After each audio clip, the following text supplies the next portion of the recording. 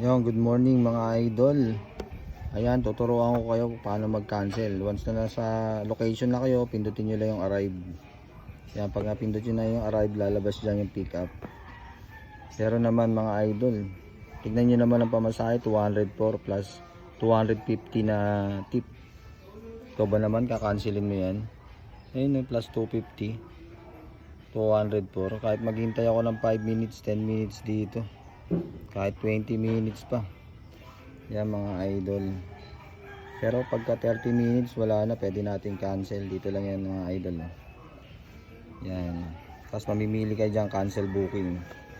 Kung talagang hindi mo na matawagan si customer, yan, cancel booking. Tapos may lalabas na option dyan, no show, ganon. Yan mga idol, ganun lang pagka-cancel dyan pagka hindi ka sinipot ni customer.